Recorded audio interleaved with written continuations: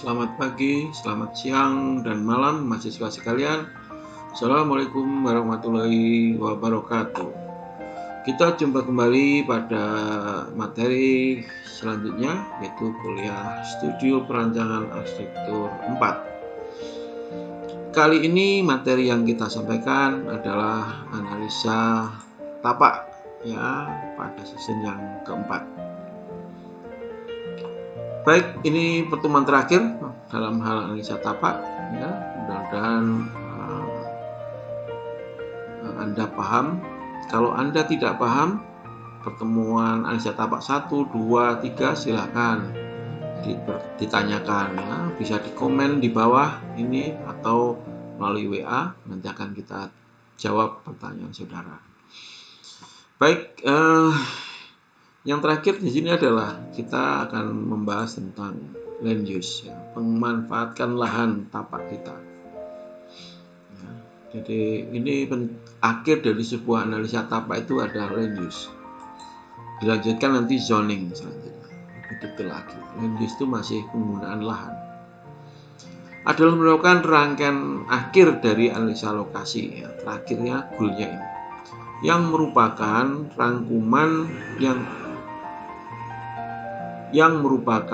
rangkuman yang hasilnya adalah penentuan pemanfaatan seluruh lahan. Nah, tadi seluruh lokasi ya, seluruh lahan, baik untuk fungsi-fungsi tertentu maupun tidak berfungsi.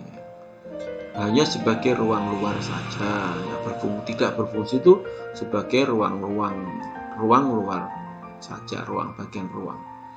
Penetapan land use ini berdasarkan analisa lokasi sebelumnya dibantu dengan hasil programming. Nah, ini penting. Jadi hasil programming itu merupakan kelompok aktivitas. Perlu dibikin kelompok aktivitas. Nah, jadi terpisah ini. Jadi Anda sebelum melakukan land use terlebih dahulu Anda harus bikin programming. Kalau hotel misalkan untuk hunian, untuk servis, untuk pelayanan, untuk apa dan sebagainya, hiburan dan sebagainya. Zoningnya silakan dibikin penzoningan, pengelompokan program yang jelas. Yang jelas kelompok itu menunjukkan tempatnya jadi satu. Ya, gitu ya. Baik, kita lanjutkan lagi. Hal yang perlu diperhatikan ya, dalam land use itu, land use ini luasnya masih belum terukur ya, artinya ya kira-kira lebih kurang seperti itu ya, namun terskala ya, artinya Anda harus paham benar, memahami tapak terus harus Anda pahami luasnya ya. Kalau misalkan gini, tapaknya di soal kita 2000, terus KDB-nya 30%, berarti 2000 dari 30% berapa kira-kira? Ya, nah itu. Ya, sekian meter segitu bagi untuk bangunan. Nah, zoningnya jelas. Anda harus bisa menguasai benar tapak Anda yang luasnya 2000 itu. Zone parkir misalkan bisa juga dipakai. Oke, kita pakai lagi. Seluruh tapak gunaan lahannya harus tergarap. Jadi seluruh tapaknya, jangan sampai tidak ada lahan yang tidak dimanfaatkan, tidak digunakan. Terdiri dari beberapa alternatif land use yang kemudian dikaji dengan hasil analisa lainnya. Ya, dianalisa peranan alternatif 1, 2, 3 dan sebagainya itu kita lihat. Ya. Disempurnakan terus, ya, jangan berhenti, bikin alternatif sebanyak-banyaknya. Merupakan titik awal dalam proses penzoningan. Untuk menjadi penzoningan itu diawali dengan land use. Ya, tolong ya perhatikan ya. Baik, kita lanjutkan. Untuk memberikan contoh dari perbahasan land use ini perlu kehadiran hasil proses pengorganisasian pengelompokan ruang. Ini tolong ini saya misalkan ya. Untuk itu dapat dimisalkan sebagai berikut. Nah, jadi harus hasil organisasi ruangnya harus jelas dulu. Satu, kelompok A misalkan kelompok aktivitas hunian, B itu kelompok aktivitas servis, C itu aktivitas umum, ya, terus D kelompok aktivitas parkir. Ya, ada aktivitas ini.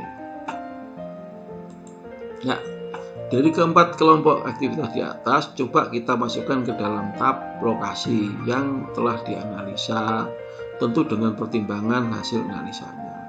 Dalam proses ini dapat dibuat beberapa alternatif land use, baru kemudian dipilih pengelompokan. Ini bisa lebih dari 4 kelompok atau kurang. Jadi ini tidak harus 4 ya, kalau lebih juga nggak masalah. Ya, usahakan lebih lah. Kalau berarti lebih detail. Itu ya, jadi tolong diperhatikan. Ini contoh, hanya contoh saja. Ini contoh saja lagi, ini contoh. Nanti saya beri contoh ke hasilnya seperti apa. Baik, kita coba alternatif 1 ya, misalkan zoningnya seperti ini. Kemarin sudah kita analisa bentuk tapaknya ini. Ya, di sini ada bengkel, sini ada hotel, gitu. Ini pasar. Nah, ternyata kita coba ini hotel ya, coba gini juga hunian gitu ya. Ini servis, ini juga servis ya, bangunan servis, ini umum ya, bangunan umum, bangunan penerima dan sebagainya. Depannya taman, di sini parkirnya seperti ini. Coba dianalisa, coba kita sandingkan, ini servis, ini juga bengkel dekat ya, mungkin nggak masalah, sama-sama bising ya. Oke, kita hunian. Daerah hunian masih kena pengaruh kebisingan. Ya, hunian ini anak servis, otomatis ini terpengaruh. Berarti ini harus dihindari. Coba dihindari. Apalagi masalah daerah servis telah cocok dekat sumber kebisingan. Oh, ini servis dekat bengkel, oke, cocok sudah ini. Jadi jangan dirubah. Yang dirubah ini ya masalahnya hunian. Apalagi orientasi daerah hunian akan bermasalah ketika memunculkan masa bangunan. Nah ini,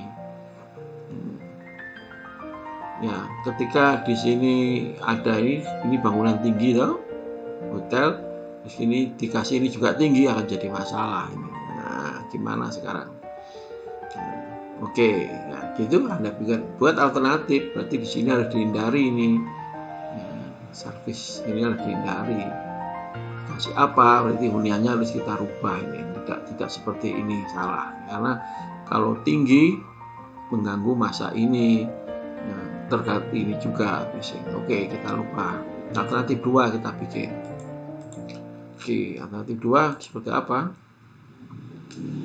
Oh, gini. Servis sudah cocok kemarin, ya toh? Karena ini tadi kebisingan ini hunian, maka di sini zoningnya kasih taman saja deh. Ini lantai banyak, ini taman, jadi nggak masalah. Berarti huniannya kita bikin memanjang, ini servisnya kita bikin gini, umum. Nah di sini ini bangunan umum ya, penerima dan sebagainya, taman, ini parkir. Ini alternatif 2. Gimana? Coba kita kritisi. Daerah hunian sudah tidak terpengaruh terhadap sumber kebisingan, tidak terpengaruh. Gitu? Dari ini sudah tidak terpengaruh karena sudah ditutup dengan daerah servis, zoningnya sudah benar. Orientasi masa bangunan cenderung dapat mengatasi pengaruh matahari dan angin. Orientasi masa bangunan ini ke sini kan. Sudah benar, orientasi memanjang ke sini. Ini lupa ya, lautan selatannya nggak ada.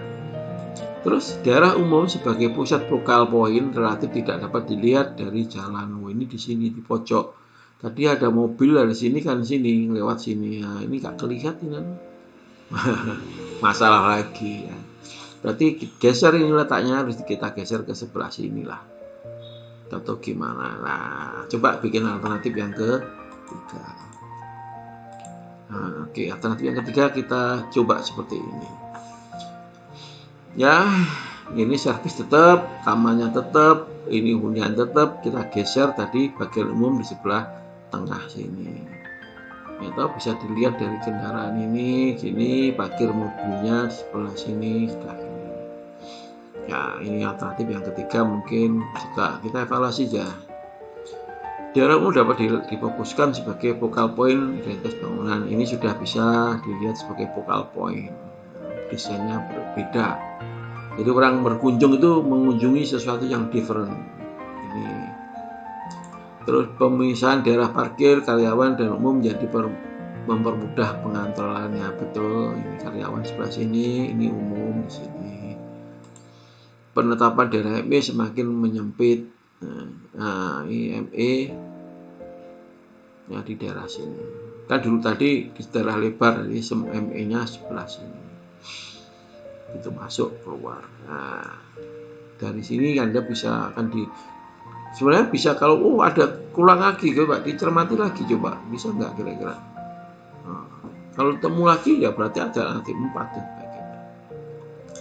Ya, jadi dari analisa contoh analisa land use ini sebenarnya ya prosesnya berjalan ya. Baik, kita mungkin dibahas di slide selanjutnya.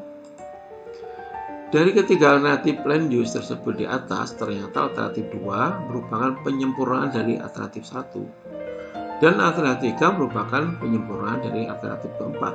Artinya kemungkinan alternatif ini akan terus berkembang dan tumbuh terus, tidak dapat dihentikan. Belum nanti dibikin zoning, ada zoning, otomatis land use-nya bisa berubah. Tapi land use ini penting, akar awal untuk dilaksanakan dalam memberanikan diri memasukkan fungsi ke dalam tapak.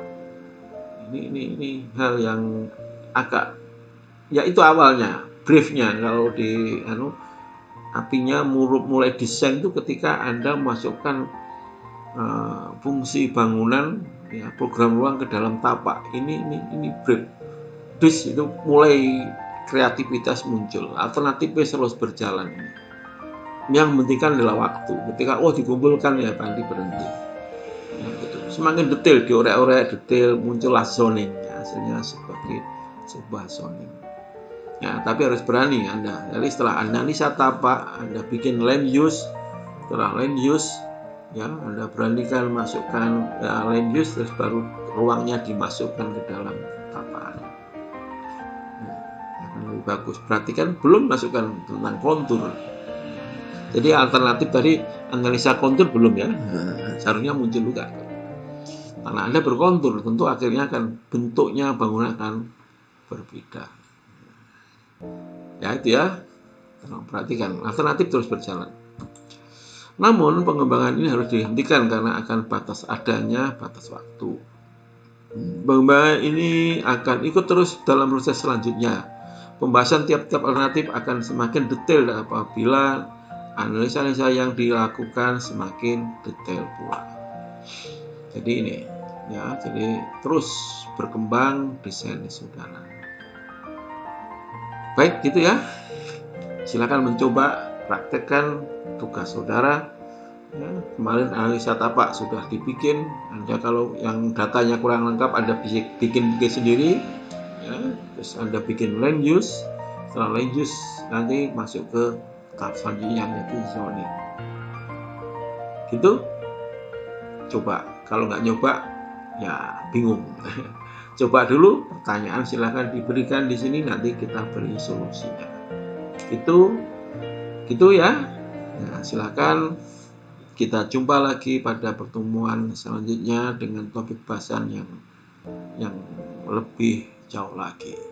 Sekian, assalamualaikum warahmatullahi wabarakatuh. Salam sehat selalu untuk Anda. Tetap semangat, segera kerjakan tugasnya. Jangan ditunda-tunda. Sekali lagi, assalamualaikum warahmatullahi wabarakatuh.